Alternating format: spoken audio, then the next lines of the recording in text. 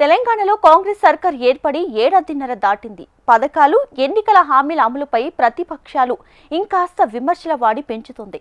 అయితే కాంగ్రెస్ ప్రభుత్వం పార్టీపై జరుగుతున్న విమర్శల్ని ధీటుగా తిప్పికొట్టడంలో పలువురు ఎంపీలు విఫలమవుతున్నారని గాంధీ భవన్లో చర్చ జరుగుతుంది. కొందరు ఎంపీలు కేవలం నియోజకవర్గాలకు, మరికొందరు మీటింగ్లకే పరిమితమవుతూ మౌనవ్రతం పాటిస్తున్నారట.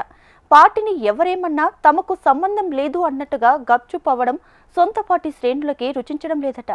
ఇంతకు పార్టీలో మిన్నకుండిపోతున్న ఆ కాంగ్రెస్ ఎంపీలు ఎవరు? ఎందుకు వాళ్ళు ప్రతిపక్షాల విమర్శల్ని తిప్పికొట్టలేకపోతున్నారు? ఈ స్టోరీలో చూద్దాం. తెలంగాణ కాంగ్రెస్లో కొందరు ఎంపీల తీరు చర్చనీయాంశంగా మారింది. వీళ్ళసలు పార్టీలో ఉన్నారా లేదా అనేంతగా మౌనవ్రతం పాటిస్తున్నారు. సాధారణంగా ప్రభుత్వంపై, పార్టీపై విపక్షాల నుంచి ఏదైనా విమర్శలు, ఆరోపణలు వస్తే వెంటనే వాటిని తిప్పికొట్టే ప్రయత్నం చేస్తుంటారు అధికార పార్టీ నేతలు. కానీ తెలంగాణకు చెందిన కొందరు ఎంపీలు అసలు వారికి ఏం పట్టనట్టు వ్యవహరిస్తున్నారట. ప్రభుత్వంపై, పార్టీపై ఎవరేం విమర్శలు చేసినా మాకు అనవసరం అన్నట్టుగా నోరు మెదపటం లేదు. గత పార్లమెంటు ఎన్నికల్లో కాంగ్రెస్ నుంచి ఎక్కువ శాతం కొత్తవారే ఎన్నికయ్యారు. యువ రక్తంతో రాజకీయాల్లో దూకుడుగా ఉండాల్సిన ఈ హస్తం నేతలు మిన్నకుండిపోవటం, ప్రత్యర్థుల విమర్శలను తిప్పికొట్టడంలో వెనకడుగు వేయటం చర్చనీయాంశంగా మారింది. బీఆర్ఎస్, కాంగ్రెస్ మధ్య జరిగిన భీకర అసెంబ్లీ ఎన్నికల పోరులో కాంగ్రెస్ పార్టీ విజయం సాధించింది. ఆ తర్వాత జరిగిన పార్లమెంటు ఎన్నికల నాటికి రాష్ట్రంలో కాంగ్రెస్ పార్టీ అధికారంలో ఉంది. ట్రయాంగిల్ ఫైట్లా సాగిన ఈ ఎన్నికల్లో కారు పార్టీ ఢీలాపడిగా కాంగ్రెస్, బీజేపీ హోరాహోరీగా తలపడి చెరో 8 లోక్సభ సీట్లను పంచుకున్నాయి. కాంగ్రెస్ పార్టీకి పార్లమెంటు సీట్లలో డబుల్ డిజిట్ ఖచ్చితంగా వస్తుందని అంచనా వేశారు. కానీ సింగిల్ డిజిట్కే పరిమితమయ్యారు.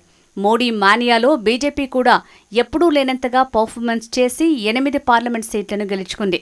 అయితే కాంగ్రెస్ గెలుచుకున్న ఎంపీ సీట్లలో సగానికి పైగా కొత్తవారే పార్లమెంట్లోకి అడుగుపెట్టారు. అందులో 3 రాజకీయ వారసులే ఉన్నారు. అయితే పార్లమెంటు ఎన్నికల్లో ఓడిన వారి సంగతి ఎలా ఉన్నా గెలిచిన వారు మాత్రం తాము గెలిచాము, పార్టీ ఎటుపోతే మాకేంటి, ప్రతిపక్ష పార్టీలు ఎవరిని విమర్శిస్తే మాకేంటి అన్న చందంగా ఎంపీలు వ్యవహరిస్తున్నారని గాంధీ భవన్లో ప్రచారం నడుస్తోంది. Warangal MP Kadiyam Kavya BRS MP ticket confirm అయిన తర్వాత తండ్రి కడియం శ్రీహరితో సహా కాంగ్రెస్ పార్టీలో చేరిపోయారు. కాంగ్రెస్ పార్టీలో ఉన్న సీనియర్ నేతలను కాదని కడియం కావ్యకు టికెట్ ఇప్పించి మరీ కాంగ్రెస్ నేతలు ఆమెను ఎంపీగా గెలిపించారు. అయితే ఒక ఎంపీగా ఆమె ఎక్కువగా నియోజకవర్గ కార్యక్రమాలకే పరిమితమవుతున్నారట. ఇప్పటివరకు కనీసం గాంధీ భవన్కి రావడం గానీ, ప్రతిపక్ష పార్టీ నేతల విమర్శలను తిప్పికొట్టడం గానీ చేయలేదని అంటున్నారు గాంధీ భవన్ వర్గాలు. ప్రభుత్వ విధానాలను ప్రశ్నిస్తున్న ప్రతిపక్షాలకు గట్టిగా కౌంటర్ ఇచ్చే ప్రయత్నం చేయలేదట.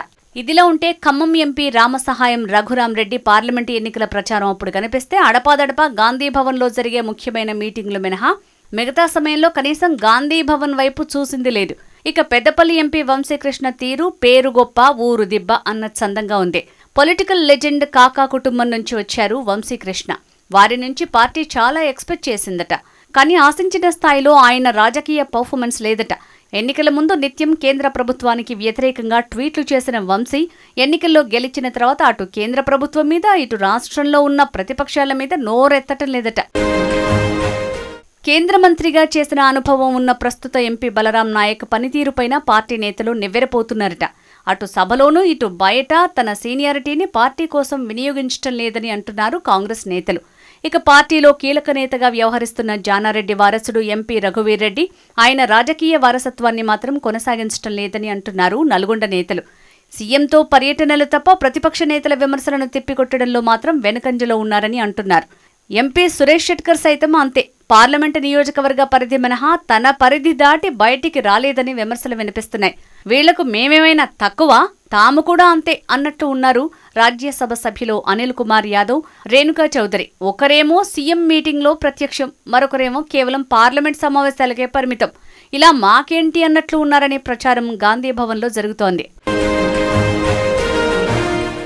వీరికి భిన్నంగా ఎంపీలు మల్లు రవి, చామల కిరణ్ కుమార్ రెడ్డి పార్టీ నాయకత్వం వారికి ఇచ్చిన బాధ్యతల్ని నెరవేరుస్తూ ఒకవైపు పార్టీ కార్యక్రమాలు, మరోవైపు ప్రతిపక్ష నాయకుల విమర్శలను తిప్పికొట్టడంలోనూ వీరు ఒకరితో ఒకరు పోటీ పడుతున్నారు. రాష్ట్రంలోనే కాదు అటు పార్లమెంట్లోనూ వారి సత్తా చాటుతున్నారు.